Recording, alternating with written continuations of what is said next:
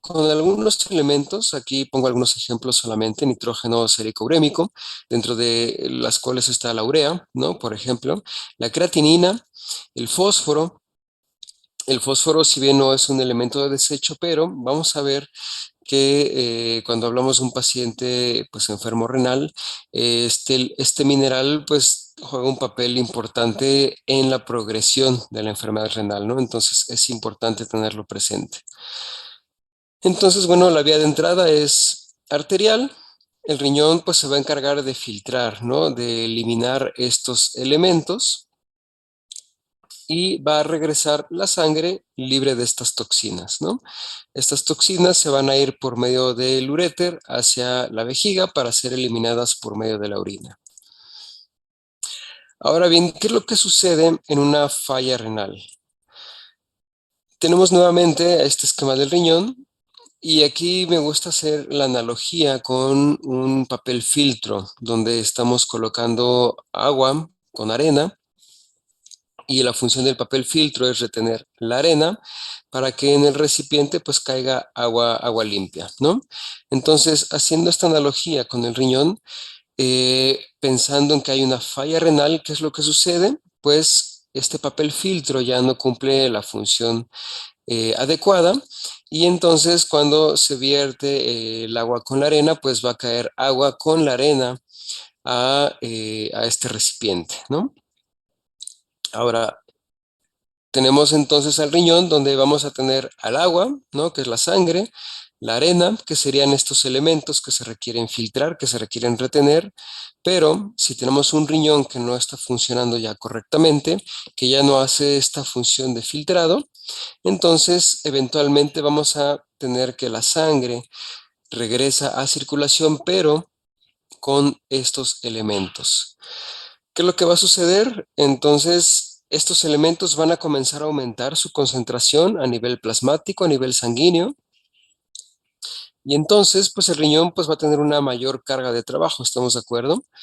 Eh, en este sentido, pues al tener una mayor concentración de estos elementos que se requieren filtrar, entonces, pues lo que va a provocar es pues una sobrecarga de esta pues función de filtrado, y esto me va a ir generando que eventualmente se vaya perdiendo cada vez más masa renal, ¿no? Que vayamos perdiendo pues más tejido renal, más nefronas, y es importante recordar que las nefronas pues es de entrada, bueno, es la unidad funcional del riñón y es un tejido que ya no se vuelve a regenerar, ¿no? Entonces, conforme se va perdiendo masa renal, pues el paciente pues pierde esta capacidad de filtrar la sangre, y pues lo que nos resta pues es primero identificarlo y después dar un manejo adecuado pues para prolongar la vida del paciente lo más posible y con buena calidad de vida. Eh, Esto que comienza a suceder con una falla renal detona un ciclo autodestructivo, ¿no? Como lo dice en esta diapositiva, este ciclo comienza cuando la masa renal pierde sus capacidades de excreción, de regulación y o de biosíntesis. Inicialmente este ciclo puede comenzar de una forma aguda, ¿no? ¿Cómo comienza de una forma aguda? Cuando tenemos tal vez alguna infección en riñón, cuando estamos utilizando algunos nefrotóxicos, ¿no? Ahorita vamos a ver más adelante las causas, ¿no? O bien puede generarse pues meramente por el envejecimiento del paciente, ¿no? Como todos los órganos pues van envejeciendo, van perdiendo pues capacidades, van perdiendo funciones, y esto pues conlleva un problema crónico degenerativo. Ahora, eh, para nosotros comenzar a ver cuál es el panorama de cuáles son las herramientas que tenemos para identificar pues la falla renal, para identificar a un paciente renal crónico. Y aquí la clave, y es como uno de los mensajes que les quiero dejar, es que mientras más temprano podamos hacer el diagnóstico, mejores resultados podemos tener en nuestro tratamiento, ¿no? Entonces, Ángel, ¿sí, Paola? perdón, es que me comentan que hay algunos médicos que no se han podido unir a la charla. Creo Ajá. que han tenido como problema para registrarse, para que les llegue el link. de la plática. Ok, bueno, para que les llegue el link, pueden revisar su bandeja de spam, donde normalmente cuando llega un correo que no es como frecuente a a nuestra bandeja de entrada, pues se va a esa bandeja. Entonces, no sé si puedan como consultar esa Ya bandeja. me dicen que ya consultaron spam y que Ujú. no. O que puedan a lo mejor registrarse con algún otro correo, Ok, entonces déjales comento. Gracias, por Ángel, favor. perdón. Igual como sea, esta charla se está grabando, entonces si para estos médicos que no puedan ingresar, la van a poder ver más adelante la repetición. Bueno, entonces continuamos y como les comentaba, aquí en esta diapositiva vamos a ver algunos elementos o algunas alteraciones que comienzan a presentarse antes de que el paciente presente signos clínicos. Y como les decía, mientras más temprano hagamos el diagnóstico, mejores resultados podemos tener. Y ahora sí que la clave está en identificar cuáles son esas alteraciones que suceden antes o mucho antes de que el paciente presente signos clínicos. Bueno, entonces, ¿qué es lo que sucede? Tenemos un daño renal, ¿no? Como decíamos, este daño renal puede presentarse de una manera aguda o puede presentarse pues, de una manera pues degenerativa, ¿no? Meramente por el envejecimiento pues, del paciente y de los órganos, ¿no? Entonces, cuando hay un daño renal, recordemos que las nefronas pues, son estas unidades funcionales del riñón y conforme pues, se van dañando, se van perdiendo, pues van perdiendo esta capacidad de filtrado y recordar nuevamente que es un tejido que no se regenera, es decir, nefronas que se perdieron, ya no hay manera de recuperarlas, ¿no? Entonces, ¿qué nos deriva el daño renal? Que se reduzca el número y funcionalidad de las nefronas. ¿Qué es lo que hacen las nefronas? Pues básicamente es filtrar la sangre, ¿no? Entonces, si yo pierdo número y función de las nefronas, la consecuencia es que se reduce la tasa de filtración glomerular. ¿Qué es la tasa de filtración glomerular? Es el volumen de sangre que puede filtrar el riñón en un periodo determinado, ¿no?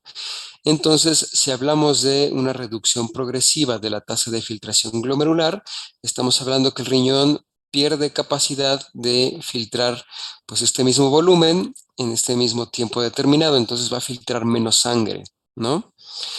Al filtrar menos sangre, entonces lo que va a suceder es que de manera sistémica estos solutos, estas toxinas urémicas, ¿se acuerdan? Se van a pues, retener de manera, pues a manera de consecuencia, ¿no? De la reducción de esta tasa de filtrado. ¿Qué es lo que podemos identificar en esta etapa muy temprana de la enfermedad renal crónica? En esta etapa, la orina, si hacemos un examen de orina, puede comenzar a mostrarse diluida, ¿no? ¿Por qué? Porque pierde solutos, entonces vamos a perder densidad urinaria, ¿no? Esta es una de las primeras alteraciones que puede suceder en un paciente enfermo renal crónico y que podemos identificar si hacemos algún examen de orina y vemos que la densidad urinaria se está perdiendo, ¿no? Se está reduciendo. Ahora, esto es importante que estas pruebas que les voy a mencionar enseguida no se hagan de manera aislada, ¿no? Porque sabemos que la densidad urinaria pues se puede ver alterada por muchos otros factores, ¿no? Inclusive si un paciente acaba de tomar agua, ¿no? Está recién hidratado, pues la densidad urinaria puede disminuirse, ¿no? Entonces, esto es bien importante que estas pruebas que vamos a mencionar, en manera de lo posible, se hagan pues siempre en conjunto para complementarlas y poder llegar a un diagnóstico mucho más acertado. Bien, ¿qué es lo que sigue? Pues comienzan a generarse lesiones glomerulares, tubulointersticiales, y esto lo que va a detonar es una hipertrofia o una hiperfiltración de las nefronas supervivientes. ¿Qué es lo que significa esto? Vamos perdiendo masa renal, ¿no? Y lo que va a hacer el riñón es que va a buscar compensar a estas nefronas que ya se han perdido. ¿Cómo lo va a hacer? Pues con las nefronas que aún sobreviven, pues necesitan aumentar su capacidad de filtrado, ¿no? Entonces, pues estas nefronas van a aumentar a su tamaño, es decir, se va a generar la hipertrofia y van a aumentar pues esta función de filtración, ¿no? En este sentido, cuando hay hiperfiltración, igual aquí yo pues lo asemejo como si tuviéramos una manguera donde está el chorro de agua, le ponemos el dedo al orificio de la manguera y ¿qué es lo que va a suceder? Pues va a aumentar la presión del agua dentro de la manguera y el agua pues va a salir con más fuerza, ¿no? A esto es como podemos nosotros visualizar la hiperfiltración. ¿Y qué es lo que pasa cuando tenemos hiperfiltración? Pues el riñón comienza a dejar pasar elementos que en términos generales no suceden. Elementos como proteínas, ¿no? Entonces, en esta etapa podemos encontrar proteinuria, ¿no? Igual, si hacemos un examen de orina, pues vamos a ver que probablemente encontremos proteinuria. Ahora, además de la proteinuria, me voy a regresar un poco cuando se pierde pues esta capacidad de filtrado. Yo les decía que de manera sistémica se comienzan a retener algunos solutos, entre ellos el fósforo. El fósforo es un mineral que es regulado pues en un 90% por el riñón. Entonces, si pues el riñón comienza a perder esta capacidad de filtrado, entonces aquí en esta etapa temprana también lo que podemos encontrar en una bioquímica sanguínea es una hiperfosfatemia. En etapas tempranas va a ser muy sutil la hiperfosfatemia, sin embargo, ya en etapas más avanzadas pues va a ser muy marcada, ¿no? Entonces aquí llevamos tres elementos que comienzan a alterarse sin todavía presentarse signos clínicos. Hablamos de la densidad urinaria, de la hiperfosfatemia y de la proteinuria, ¿de acuerdo? Ok, entonces, ¿qué es lo que sucede? Pues sigue, ¿no? Este ciclo autodestructivo, el riñón pues va perdiendo cada vez más nefronas, hasta el punto que la masa renal pierde capacidad de compensación y por lo tanto aquí ya se comienzan a manifestar signos clínicos, ¿no? El riñón ya es incapaz de compensar y pues comienzan a manifestarse otras alteraciones. Alteraciones como poliuria, polidipsia, como lo dice aquí el ejemplo, que son pues de las principales y de las más características, ¿no? Pues vamos a ver otros signos como pues pérdida del apetito, apatía, ¿no? En etapas ya más avanzadas, pues el aliento comienza a tornarse, pues este aliento urémico, ¿no? Como si el paciente se hubiera tomado una copa de vino, entre otros signos que vamos a ver enseguida. Y pues si esto no se maneja, pues viene un síndrome urémico desencadenando pues la muerte del paciente, ¿no? Como les mencionaba, todas estas alteraciones, estos cambios compensatorios, pues van a mantener al paciente clínicamente estable. Mientras que, pues, como lo vemos aquí, pues está sucediendo un daño estructural, un daño funcional que va a evolucionar hasta que aparecen los signos clínicos. Entonces, como les decía, pues la clave está en evitar que el paciente presente signos clínicos, ¿no? Sabemos que a la clínica, pues normalmente ya llegan en etapas avanzadas, ¿no? Cuando ya, pues, presentan signología y hacemos un examen, una bioquímica sanguínea y vemos la urea, la creatinina por los cielos, ¿no? Y ya cuando hacemos un diagnóstico, pues ya es un paciente en una etapa avanzada de la enfermedad renal crónica. Entonces, pues aquí, como les decía, pues la clave y el truco está en poder identificar a estos pacientes en etapas tempranas, en etapas previas a que se presenten los signos clínicos. Bien, hay pues varios artículos que mencionan pues cierto estimado del porcentaje de nefronas supervivientes de acuerdo a ciertas alteraciones que van sucediendo en la progresión de la enfermedad renal, ¿no? Pensando que tenemos inicialmente un 100% de nefronas, considerando ambos riñones, y como les decía, pues esto puede comenzarse estas nefronas pueden comenzarse a perder de manera pues degenerativa, asociadas al envejecimiento del paciente, inclusive a cierto estilo de vida del paciente que pudiera pues comenzar a provocar pues un daño renal o manifestarse de manera aguda, ¿no? Entonces, cuando hemos perdido ya un 50% de las nefronas aproximadamente, lo que vamos a identificar de las alteraciones que se van a manifestar es una reducción en la tasa de filtrado glomerular o del índice de filtración glomerular. Aquí, como les decía, pues es donde la disminución de la densidad urinaria se comienza a manifestar, ¿no? Conforme sigue progresando la enfermedad, cuando hemos perdido alrededor de un 67% de nefronas, es decir, nos resta un 33% de las nefronas, aquí vamos a ver, o ya estamos hablando de una falla renal temprana, vamos a ver una azotemia leve, vamos a ver un aumento de la hormona paratiroidea, y dentro de las otras alteraciones que les mencioné anteriormente, vamos a ver que vamos a encontrar hiperfosfatemia y proteinuria. Aquí todavía no hay signos clínicos, pero ya tenemos algunas alteraciones que se han manifestado.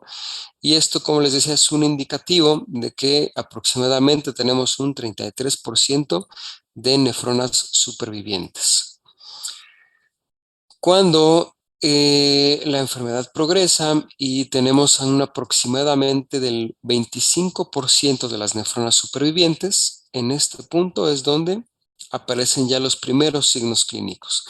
Evidentemente ya hay una azotemia marcada, urea elevada, creatinina elevada, y pues aquí ya se manifiestan los signos clínicos. Aquí podemos darnos cuenta que cuando ya el paciente presenta signos clínicos, pues ya pues es una etapa pues relativamente avanzada, ¿no? Ya hemos perdido 3/4 partes de las nefronas, ¿no? Y por esta razón, pues el riñón ya perdió su capacidad de compensación, ¿no?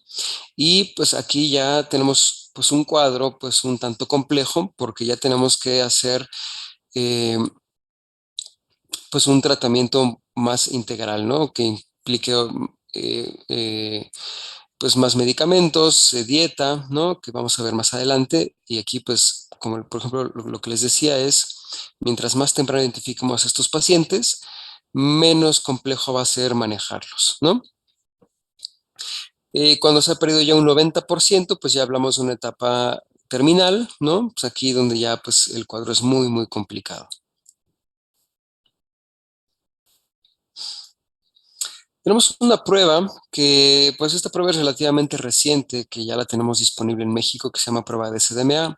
Hoy en día pues, hay dos compañías o dos laboratorios que ofrecen esta pues, herramienta de diagnóstico, ¿no? Y esta prueba de SDMA, la verdad es que es una maravilla porque nos permite identificar pacientes en etapas muy, muy tempranas. Se menciona que en gatos podemos identificar pacientes enfermos renales 48 meses antes de que se presenten los signos clínicos, o 24 meses, perdón, y en perros también se puede identificar en una etapa muy, muy temprana. Ah, no, sí, 48 meses en gatos y 27 meses en perros. Es decir, esta prueba es una prueba de diagnóstico muy, muy temprano, que si nosotros complementamos con otras pruebas, podemos identificar a pacientes en etapas muy tempranas y de esta manera, como les mencionaba, poder tener pues un manejo no tan complicado, ¿no? Y mantener al paciente estable con buena calidad de vida y pues a final de cuentas lo que buscamos es extender esta expectativa de vida, ¿no? Esta prueba, bueno, aquí menciono una de ellas, que es la de IDEX, pero como les decía, ya hay dos compañías que tienen esta prueba disponible.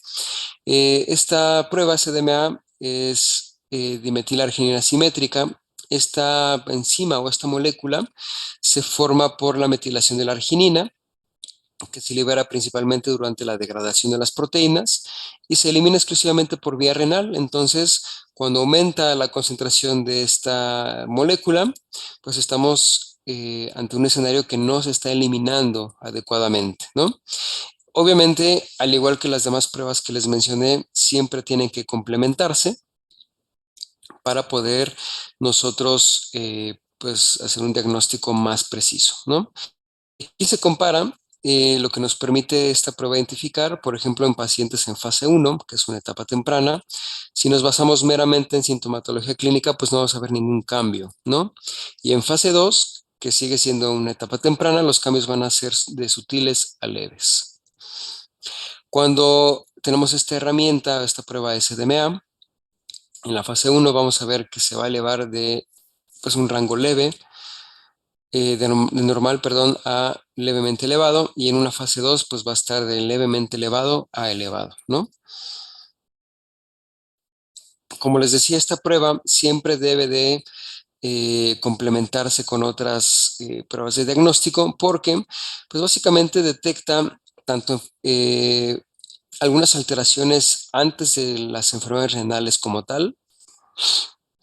Por ejemplo, también puede detectar o nos ayuda a detectar pielonefritis, obstrucción de vías urinarias, cálculos renales, enfermedades congénicas, por ejemplo. Sin embargo, también refleja otros procesos patológicos que afectan la función renal, es decir, no necesariamente es un indicativo que es un paciente enfermo renal crónico, ¿no? ¿Qué otros procesos nos puede identificar? Hipertiroidismo felino, enfermedades transmitidas por vectores, síndrome cardiorrenal, ¿no?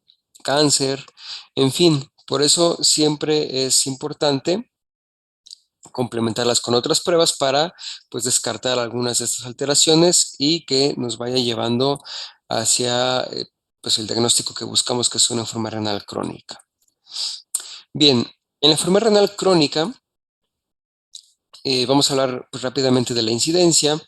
Aparece en un porcentaje pues, elevado en perros, es es una causa importante de mortalidad en animales de edad avanzada.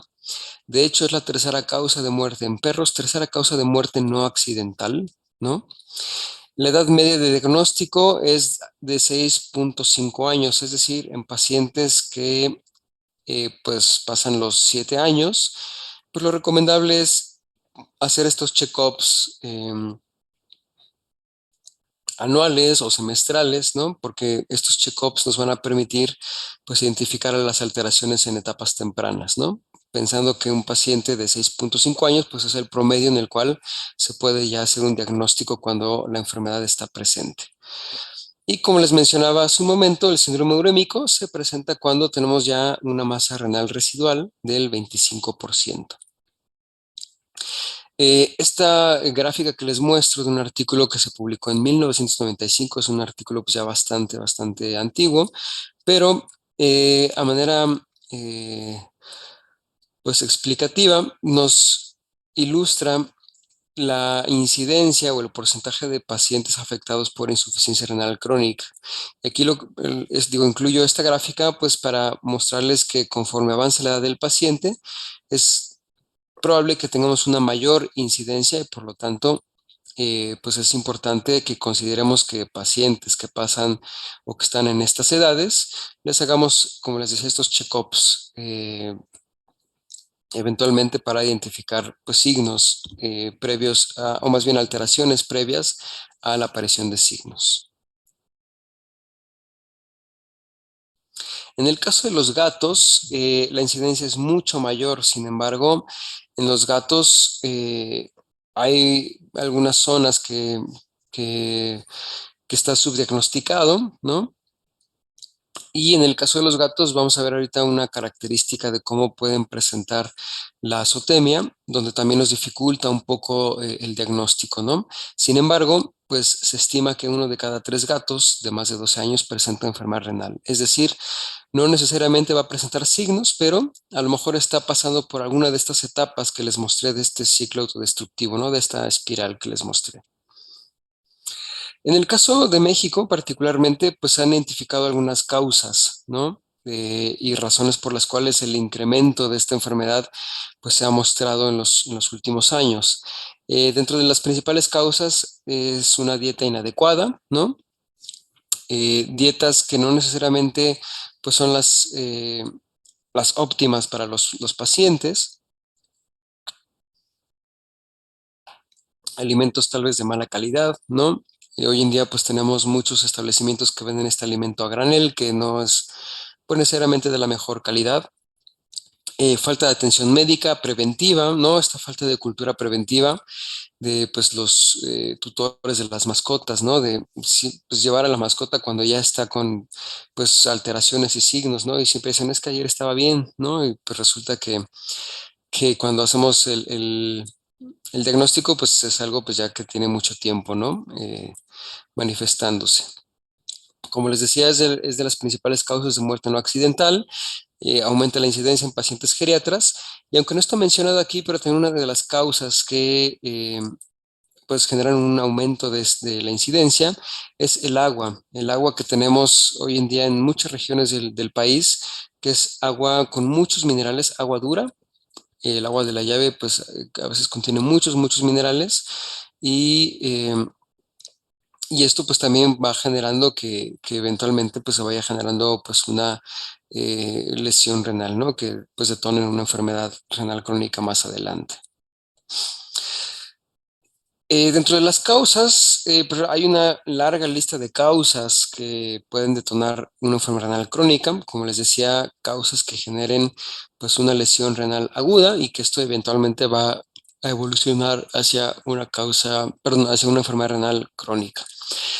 Podemos hablar de trastornos inmunológicos, neoplasias, agentes nefrotóxicos, y en agentes nefrotóxicos podemos mencionar algunos que podemos tener en la clínica, ¿no? Podemos hablar de algunos tipos de antibióticos como las sulfas, los aminoglucósidos, ¿no? Pueden generar cierto estrés o cierto daño renal. Los AINES, ¿no? Sabemos que los AINES convencionales, pues parte de sus efectos colaterales es alterar la perfusión renal, ¿no? Eh, Agentes nefrotóxicos que vamos a encontrar en casa, por ejemplo, el anticongelante de los coches, ¿no? Y suena muy raro, pero el anticongelante de los coches tiene un sabor que es muy dulce para los perros, y pues cuando se encuentran un bote, pues se lo toman, ¿no? Algunas plantas que son tóxicas como los lirios, ¿no? Sobre todo si tenemos gatos, estas plantas pues no se recomienda tenerlas, ¿no? En fin, hay una larga lista. Igual de alimento, podemos hablar de la uva, ¿no? La cáscara y la semilla de la uva es nefrotóxica en los perros, en los gatos, en fin. Otras causas como trastornos inflamatorios, infecciones como leptospirosis, pielonefritis, cálculos renales, obstrucciones urinarias, y tenemos algunas razas que pues de manera congénita pueden manifestar esta alteración pues con una mayor frecuencia o incidencia, ¿no? Razas como Shih Tzu, Shar-Pei, Doberman, Samoyedo, Cocker Spaniel, Beagle. En el caso de los gatos, pues prácticamente todas, ¿no? Pero en el caso de gatos, los gatos persas, ¿no? Los abisinios son razas que presentan pues particularmente una incidencia muy elevada. Aquí, por ejemplo, les muestro esta imagen que es pues cortesía de la Clínica Veterinaria del Bosque. Este es un paciente que llegó con una intoxicación por meloxicam, y pues vemos el riñón pues totalmente hemorrágico, destruido, ¿no? Aquí pues lo que nos comentaba el doctor que nos comparte esta imagen es que pues el tutor de mascota identificó que el perrito tenía dolor, y como en un tratamiento previo le habían recetado meloxicam, pues dijo, pues repito el meloxicam, ¿no? Lo comenzó a administrar, el paciente pues no mejoraba, llegó pues ya en una condición grave a la clínica, el paciente pues evidentemente no sobrevivió, se hizo la necropsia, y pues este es el hallazgo, ¿no? Un riñón completamente hemorrágico, destruido, y pues básicamente pues fue por una pues mala administración de AINES, ¿no? Bien, ¿cuáles son los signos que podemos identificar, no? Aquí pues pongo ahí en negritas polibria o polidipsia porque son signos muy característicos. Sin embargo, también podemos encontrar incontinencia urinaria, vómitos, diarreas, hiporexia, depresión, náusea. En etapas más avanzadas vamos a encontrar debilidad ósea, inclusive hay un signo que se llama mandíbula de caucho o mandíbula de goma, donde ustedes pueden tomar las fauces de la mascota y se pueden pues doblar, ¿no? Tienen cierta flexibilidad, y esto es por todo el calcio que se ha ido perdiendo a consecuencia de la hiperfosfatemia, ¿no? Ceguera. em, y estos signos son principalmente provocados por el aumento de la urea, ¿no? Plasmática. De hecho, es el responsable de que se pueda generar ceguera. Hablamos de perdón, el aliento urémico, ¿no? Otros signos, prurito cutáneo, inclusive en algunos casos puede haber dolor al tacto, ¿no? Y esto es pues porque el paciente pues, se está intoxicando a sí mismo, no está filtrando estas toxinas. Úlceras bucales, como vemos aquí en la imagen, ¿no? Y estas úlceras bucales, digo, no solo están presentes en cavidad oral, sino se pueden encontrar en todo el tracto gastrointestinal, ¿no?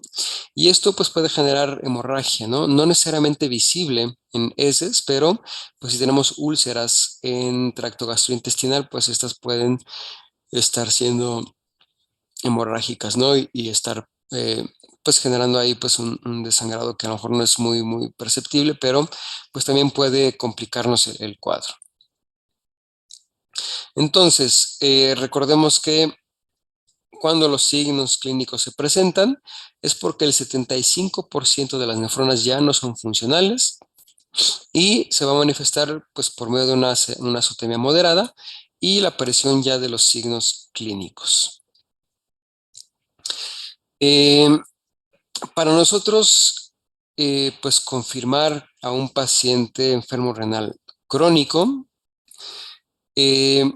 debemos de considerar un periodo crítico de por lo menos 3 meses. Es decir, podemos estar ante un escenario de una insuficiencia renal aguda o de una lesión renal aguda,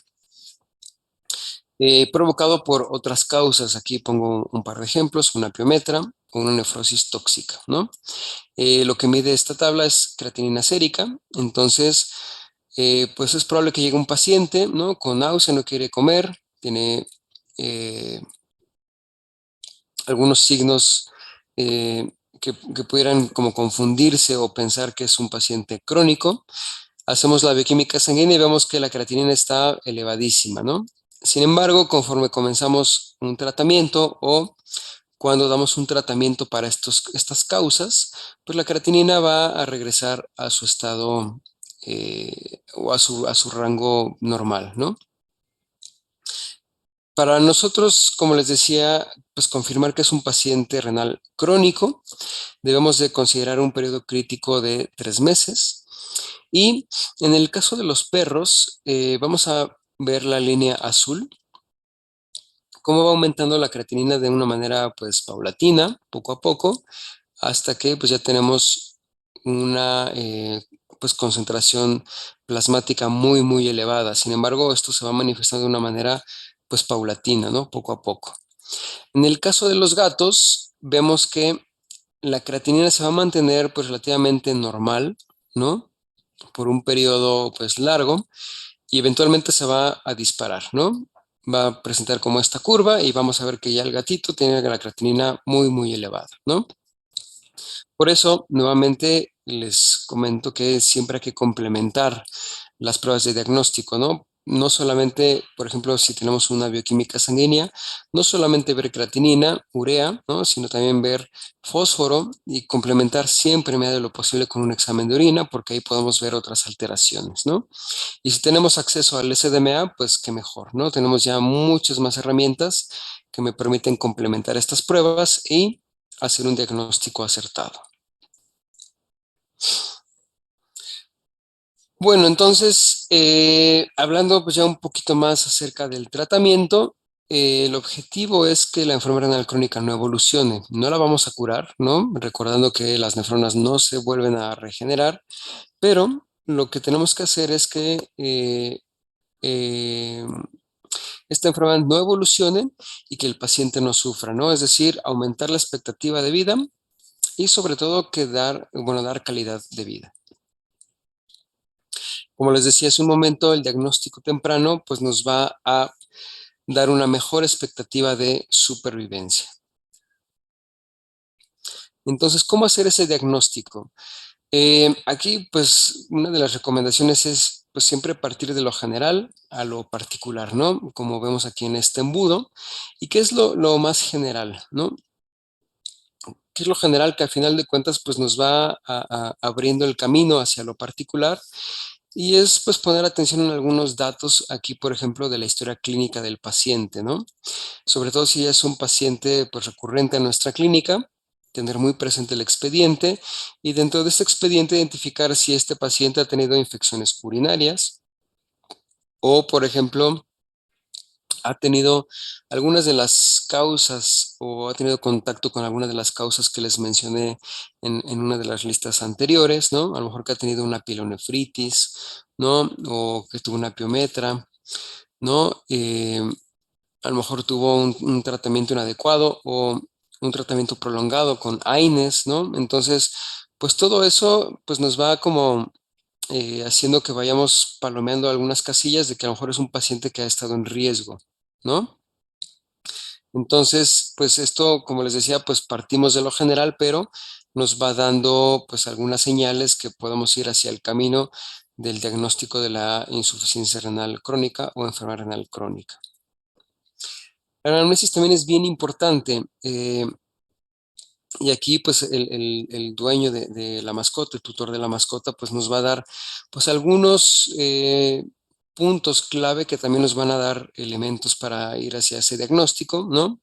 Signología que pudiera presentar el paciente, eh, si a lo mejor ha bajado de peso, que ha perdido condición corporal, ¿no? Que a lo mejor toma más agua y orina con mayor frecuencia y más abundante, ¿no? O a lo mejor si hablamos de un gato que se comió una plantita, un lirio, ¿no? Todo esto pues nos va a ir dando elementos que nos puedan ir como cerrando este embudo. Dentro de las claves para el abordaje del paciente renal es pues determinar el tiempo de evolución, ¿no? Tenemos pues varias etapas que vamos a ver enseguida, ¿no? Que nos van a dar pues un panorama de qué tan avanzado, ¿no? esté la enfermedad renal crónica. Muy importante, valora el estado nutricional. Un paciente enfermo renal crónico es fundamental que se mantenga pues bien nutrido, que tenga una buena condición corporal. La vía oral es muy importante y con vía oral me refiero a que normalmente un paciente ya en una etapa pues avanzada puede presentar náusea, puede presentar rechazo al alimento, ¿no? No quiere comer.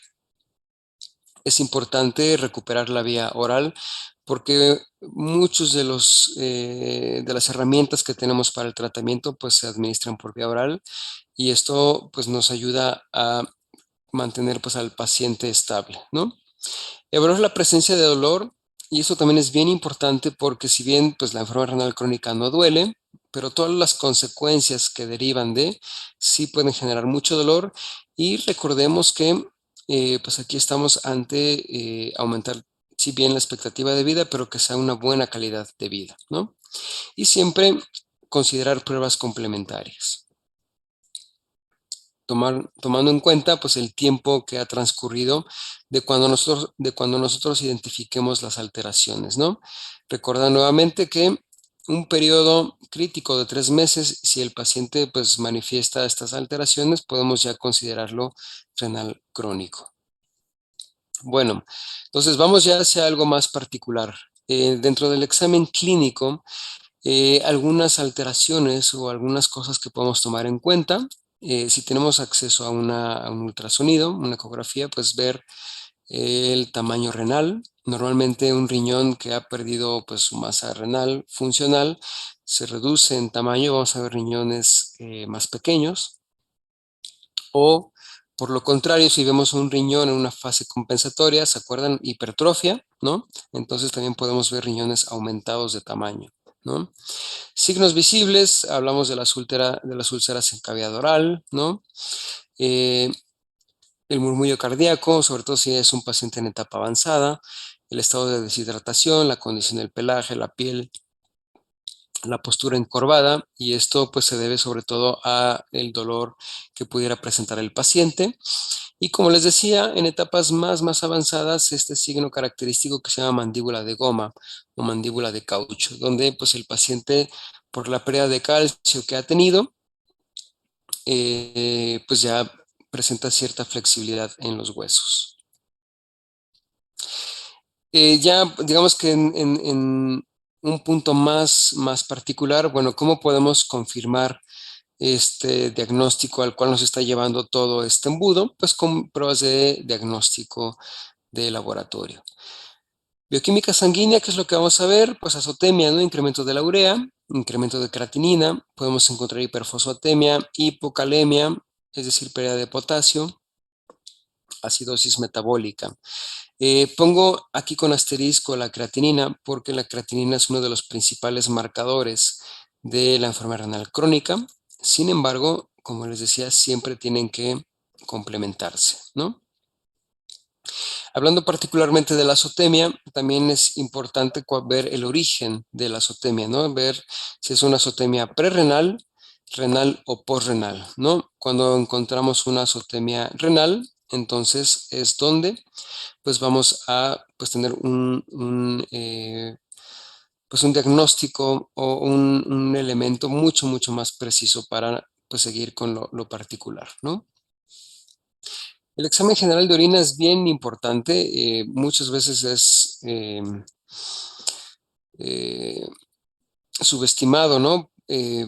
Porque ya hay otras herramientas como más sofisticadas, sin embargo, esta prueba pues nos da también elementos bien importantes para nosotros confirmar e identificar, primero, alteraciones tempranas y confirmar que es un paciente renal crónico, ¿no?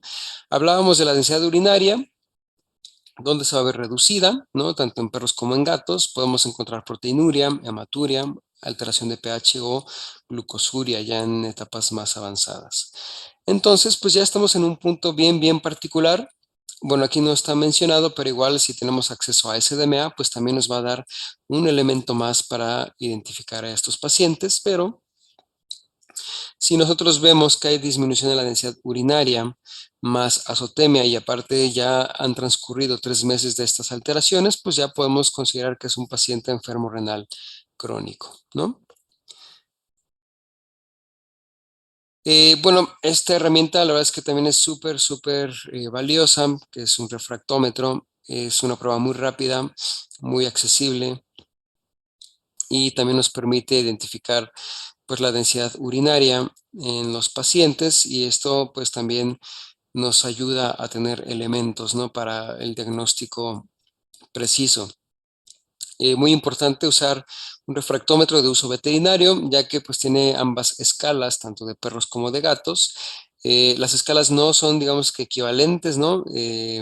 Entre perros y gatos, entonces, pues una herramienta de uso veterinario, un refractómetro de uso veterinario, pues también nos va a ayudar a identificar a estos pacientes y la verdad es que es muy accesible, es muy fácil de usar, es una prueba pues realmente muy rápida que se puede hacer en clínica. Muy bien. La insuficiencia renal crónica o la enfermedad renal crónica, hoy en día hay una clasificación de las etapas o de los estadios de esta enfermedad. Esta clasificación la hace pues una sociedad internacional que se llama la IRIS o la IRIS, que es la International Renal Interest Society. Y pues esta sociedad de médicos, de especialistas nefrólogos, pues han estudiado mucho la enfermedad renal crónica y la han clasificado en 4 etapas, en 4 estadios. Y esta clasificación pues está basada en la severidad de la falla renal y esta clasificación nos facilita el diagnóstico y como consecuencia nos facilita la aplicación de tratamientos o de protocolos que podamos tener a nuestro alcance. Como les decía, son 4 etapas en las cuales está clasificada la enfermedad renal crónica. La etapa 1 es una etapa muy temprana, donde aquí, bueno, pongo como ejemplo la creatinina, que es uno de los principales marcadores, como les decía, que se utilizan para identificar a los pacientes renales. En el caso de los gatos, pues vamos a ver que se va a mantener la creatinina pues dentro del rango dentro del rango establecido, al igual que los perros. En la etapa 2 vamos a ver una azotemia muy leve. Vamos a ver cierto incremento de la creatinina en ambas especies. En la etapa 3 ya va a estar mucho más elevada. Y en la etapa 4 pues ya sobrepasa los 5 miligramos por decilitro en ambas especies. Sin embargo, repito una vez más, siempre hay que complementar estas pruebas de diagnóstico porque la creatinina, por ejemplo, o la concentración de creatinina es dependiente de la masa muscular. Entonces, muchas veces la creatinina pues, puede estar pues, alterada, entre comillas, por la masa muscular en pacientes de talla muy grande, de masa muscular pues robusta, ¿no? podemos encontrar creatinina elevada, pero esto es meramente por la masa muscular, ¿no? A diferencia de un perro, por ejemplo, un chihuahueño, donde pues tiene una masa muscular pues pequeñita, ¿no? Entonces también puede manifestar creatinina dentro de los rangos adecuados, pero pues si no complementamos no podemos ver otras alteraciones que se pudieran presentar. Ahora, dentro de estas 4 etapas de la insuficiencia renal crónica, pues vamos a ver algunas alteraciones relacionadas sobre todo con la función excretora. ¿Se acuerdan que al principio de la charla les mencionaba que la excreción es pues el elemento que se altera de una manera más evidente, ¿no? Y la otra es la capacidad de concentración de la orina. Entonces, en la etapa 1 o en el estadio 1, ambos funciones van a manifestarse normales.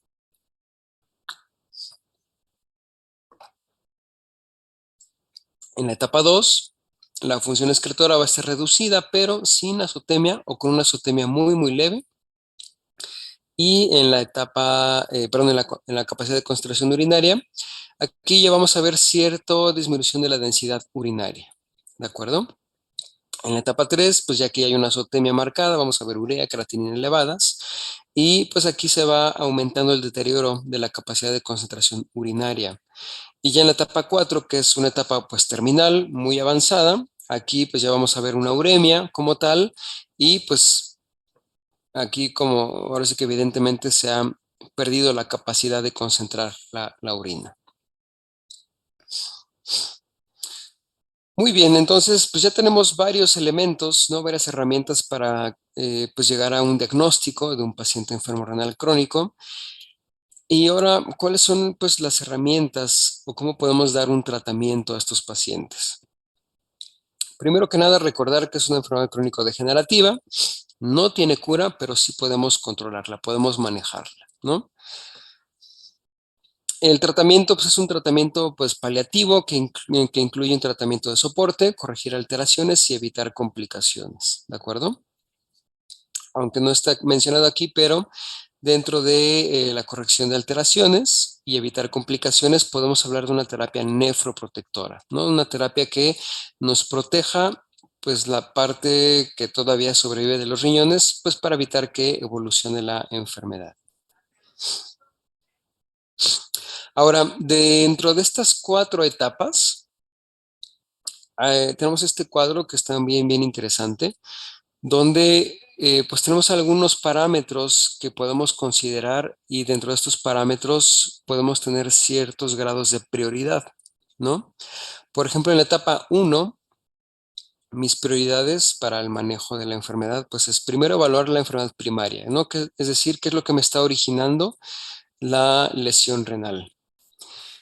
Evaluar la progresión de la enfermedad y dar un tratamiento específico para la enfermedad primaria. Estos serían como mis principales puntos a considerar en una etapa 1 para yo dar como un tratamiento. Aquí vemos tratamiento nefroprotector que tiene una prioridad pues una prioridad de 1, donde si bien no es como lo más importante a manejar en esta etapa, pero si se puede dar un tratamiento nefroprotector desde este punto, como les decía, mejores resultados y menos complicado va a ser el manejo del paciente. En la etapa 2, aquí pues ya tenemos más prioridades, ¿no? Tenemos primero igual evaluar la enfermedad primaria, la progresión de la enfermedad, dar un tratamiento específico para la enfermedad primaria. Y aquí, como podemos ver, el tratamiento nefroprotector pues ya es clave, ¿no? Ya debemos de considerarlo como una de nuestras principales prioridades, ¿no? Para evitar que la enfermedad evolucione, ¿no? Y que pues acorte la expectativa de vida del paciente. En la etapa 3, recordando que la etapa 3 es cuando ya se presentan los signos clínicos, aquí cambian ligeramente mis prioridades. Aquí evalúo la progresión, evalúo al paciente, porque aquí como ya hay presencia de signos clínicos, aquí a lo mejor hay dolor, ¿no? y hay que corregir el dolor, la condición corporal, en fin, todo lo que ya hemos mencionado anteriormente. Dar el tratamiento nefroprotector sigue siendo de nuestras principales prioridades, y un tratamiento sintomático. El tratamiento sintomático lo que me va a brindar, o lo que le va a brindar al paciente, es pues calidad de vida, ¿no? Si hay dolor, pues hay que manejar el dolor. Si hay vómito, hay que manejar el vómito, ¿no? En fin, cada paciente pues va a tener sus diferentes signos, y lo más importante que vamos a ver más adelante es no protocolizar, es decir, lo que me funcionó con un paciente no necesariamente lo debo de aplicar en mis demás pacientes, ¿sale? Y bueno, en la etapa 4, pues aquí ya recordando que es una etapa avanzada, ¿no? Terminal. Aquí pues es importante valorar al paciente, dar tratamiento sintomático, aunque aquí el tratamiento nefroprotector está pues con una prioridad baja, pero pues hay que evaluar, ¿no? Evaluar el riesgo-beneficio, ¿no? Y pues si es factible, pues dar un tratamiento nefroprotector, aunque aquí sea una de mis prioridades bajas. Ahora, me voy a enfocar aquí pues a la terapia de nefroprotección, porque aquí tenemos varios elementos o varias estrategias que podemos tener en cuenta para manejar a nuestros pacientes enfermos renales crónicos. Dentro de estas opciones que tenemos es disminuir la proteinuria si está presente. El manejo de la dieta es bien importante. El control del hiperparatiroidismo. El hiperparatiroidismo es consecuencia de la hiperfosfatemia, entonces el fósforo es importante manejarlo. El control de la hipocalemia cuando se presenta, y esta se presenta principalmente en gatos. Igual manejar la acidosis metabólica cuando se presente. Manejar la hipertensión arterial igual cuando está presente, y controlar la anemia igual cuando se presente. Dentro de estas 6 o 7 estrategias, porque esta pues es doble, ¿no? Hipocalemia y acidosis metabólica. Como les decía, pues son las opciones que podemos considerar, y lo más importante es no protocolizar, sino de acuerdo a cómo esté el paciente, yo puedo elegir una, dos, tres, o las 6 o las 7 para aplicar a mi paciente. Para disminuir la proteinuria, bueno, como vimos al principio de la charla, es un indicador precoz, ¿no? De la enfermedad renal crónica. Reduce la progresión de la enfermedad renal crónica.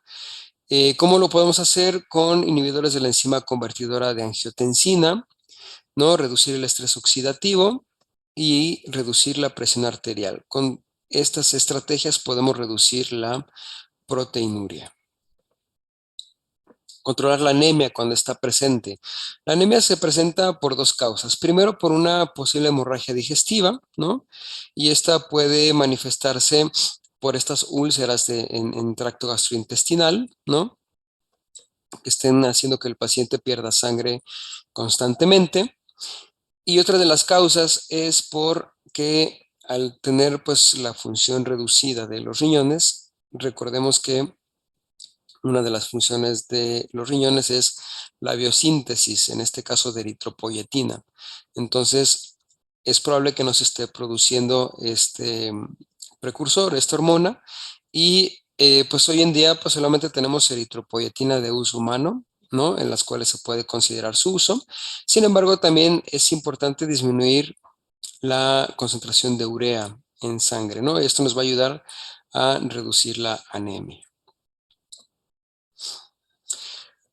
Controlar las alteraciones de fósforo, esto es clave, esto es fundamental. Inclusive podemos platicar 2 horas de lo que hace el fósforo en los pacientes enfermos renales crónicos, pero es bien, bien importante manejar el fósforo. Inclusive, si, bueno, sabemos que ya tenemos un paciente enfermo renal crónico, pero el fósforo está en su concentración adecuada. Si ya es un paciente enfermo renal crónico, la recomendación es ya comenzar a manejar el fósforo, porque eventualmente, si evoluciona la enfermedad, el fósforo va a comenzar a aumentar su concentración, y el fósforo es uno de los principales factores para que se acelere la disfunción renal. Es bien importante manejar el fósforo, pues inclusive tan o más importante que el controlar la urea, ¿no? Por ejemplo.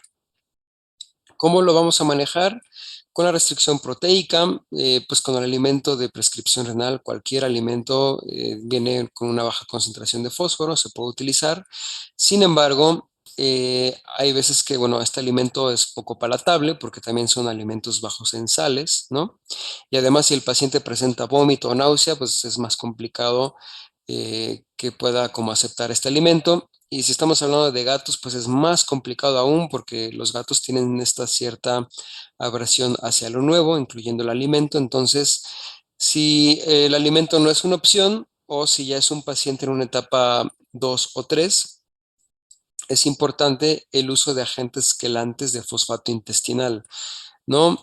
Aquí, por ejemplo, vemos que ipaquitín es una opción, que es carbonato de calcio, y nos va a ayudar a retener ese fósforo intestinal, pues para evitar que se aumente su concentración eventualmente.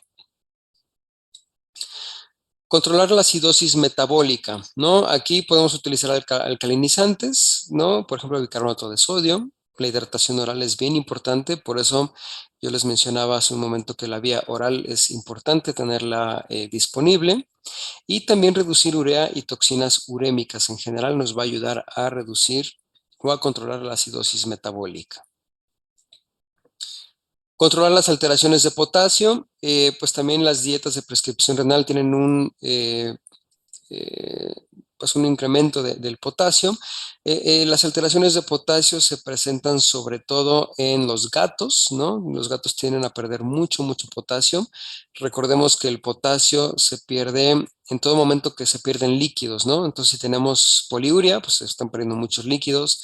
Si hay vómito, se pierden líquidos. Si hay diarrea, se pierden líquidos. Entonces, es importante suplementarlo.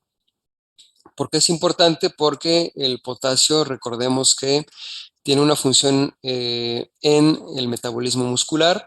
Si no tenemos potasio, el paciente puede presentar debilidad, dificultad del movimiento, postración, ¿no? Entonces, cuando tengamos hipocalemia, pues es importante suplementarlo.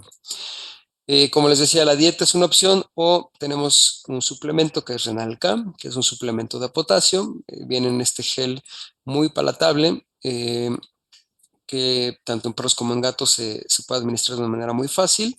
Y este suplemento particularmente es gluconato de potasio, que es una molécula pues muy sencilla, de fácil asimilación. Entonces, pues es una opción para suplementar potasio cuando el paciente presente hipocalemia. Modificar la dieta. Y aquí pues estamos ante dos posibles caminos, ya sea restringir la dieta con alimentos de prescripción renal, ¿no? Restringir el aporte de proteínas, ¿no? De, o inclusive proteínas que sean de buena calidad. Sin embargo, si llega un paciente ya en una etapa avanzada donde ha perdido una condición corporal pues de una manera seria, importante, aquí lo que debemos buscar es recuperar la condición corporal del paciente. Entonces, eh, aunque parezca contradictorio, pero debemos suplementar la dieta, dar una dieta hipercalórica, ¿no?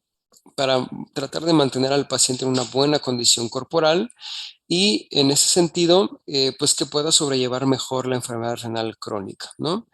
Igual pues tenemos algunos suplementos alimenticios que pues pueden aportar eh, este extra de calorías que necesitamos, que nos van a permitir llevar al paciente a una buena condición corporal.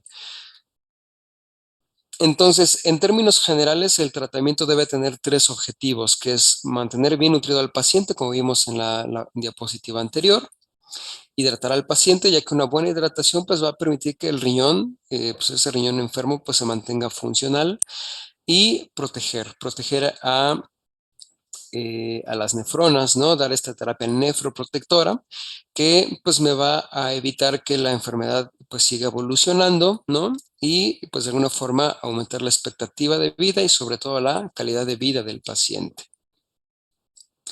Ya para terminar, como les decía, la condición corporal de estos pacientes, digamos, en esta escala que es de 1 a 5, hay escalas de 1 a 9, la que ustedes utilicen.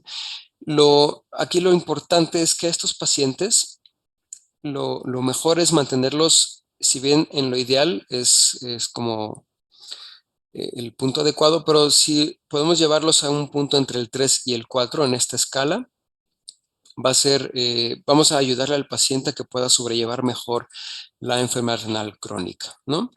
Entonces, ya en resumen, ya para terminar, pues bueno, ¿cuáles son las herramientas que tenemos para el manejo de esta enfermedad? Disminuir la proteinuria, ¿no? Que nos va a ayudar a reducir, pues bueno, ¿cómo lo hacemos? Reduciendo el estrés oxidativo, perdón, y esto nos va a ayudar a evitar la progresión de la enfermedad. Manejar y prevenir la anemia cuando se presente, ¿cómo lo podemos hacer? Disminuir la concentración de urea. Si tenemos que hacer uso de eritropoyetina, pues cuando en un paciente lo requiera, pues se puede hacer. Muy, muy importante controlar las alteraciones del fósforo, ¿no? Como lo hacemos con restricción proteica, con quelantes de fosfato intestinal o en casos muy, muy avanzados podemos administrar calcitriol, ¿no? Controlar la acidosis metabólica, ¿cómo lo podemos hacer? Con alcalinizantes, hidratación oral, reduciendo urea y toxinas urémicas, manejar las alteraciones de potasio, sobre todo en gatos, como les decía, esto se presenta mucho más en gatos que en perros, y finalmente modificar la dieta, ¿no? Tomando en cuenta estos dos caminos, restringir la dieta con estos alimentos de prescripción renal, o si el paciente ya tiene su condición corporal comprometida, suplementar.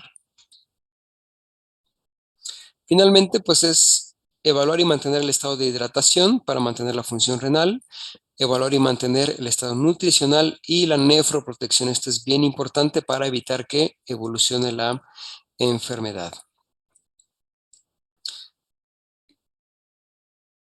No sé si tengan alguna duda, alguna pregunta hasta aquí, algún comentario.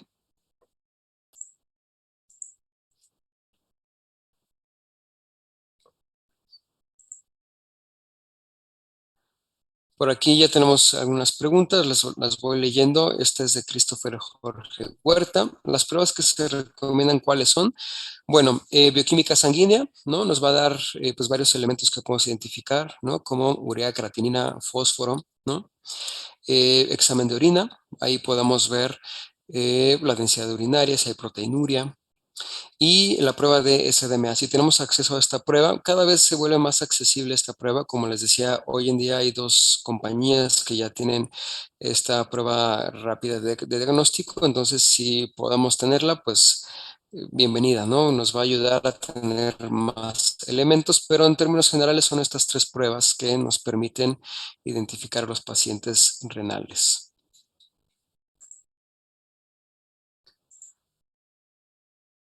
No sé si tengan otra pregunta, ya sea que la pongan aquí en la casilla de preguntas y respuestas o en la casilla aquí de chat. Los equipos de urianálisis, ¿qué tan efectivo es? Pues son buenos, son efectivos. Aquí lo importante de estos equipos es mantenerlos con buen mantenimiento, bien calibrados, y pues cualquier equipo pues es bueno, ¿no? Es efectivo. Recomendado tener siempre pues, su equipo en clínica, en medida de lo posible, pues realmente es una herramienta que la podemos tener a la mano y nos da muchos, muchos elementos para pues poder llegar a un diagnóstico no solo de enfermedad renal crónica, sino de otros tipos de afecciones.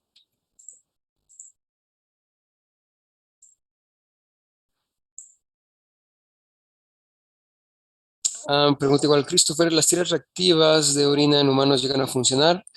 La verdad es que no lo recomendamos, no se recomiendan, primero porque, bueno, están pues calibradas o diseñadas para pues un pH y, y- y elementos que pues tiene la orina humana, ¿no? Inclusive las de uso veterinario a veces tampoco son tan precisas, pero bueno, las de uso humano sin duda no es como una buena, no son tan fiables pues para considerar como una prueba de diagnóstico y sobre todo pensando en un paciente enfermo renal crónico.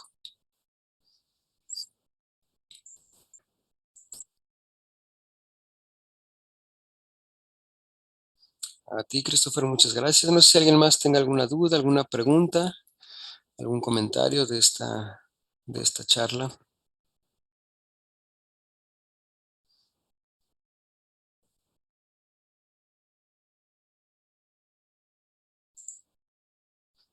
Por aquí José Gilberto Gutiérrez, bueno, tiene la mano levantada. No sé si Gilberto nos puedas poner tu pregunta ya sea en la casilla de chat o de preguntas y respuestas. Con mucho gusto la resolvemos.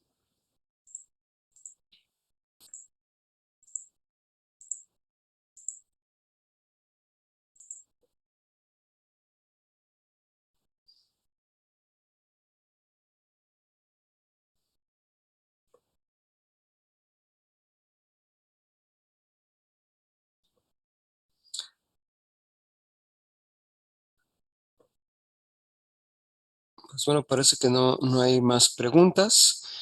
Pues bueno, no me resta más que pues agradecerles a todos por este pues espacio que nos brindan para pues poderles dar esta pequeña charla. En verdad espero que les haya dado pues algunos tips, ¿no? Algunos consejos que se puedan llevar a su día a día. Y bueno, antes de concluir, quisiera darle la palabra a la doctora Paola Olvera, que como les decía al principio es nuestra representante de la región. Entonces, pues Paola, algo con lo que quisieras concluir esta charla. Sí, gracias Ángel. No, pues darle las gracias a los médicos que estuvieron presentes. Muchas gracias a ti también Ángel por la presentación y gracias a Fernanda también por el espacio que nos dio con los médicos. Y bueno, pues cualquier cosa estamos ahí al pendiente.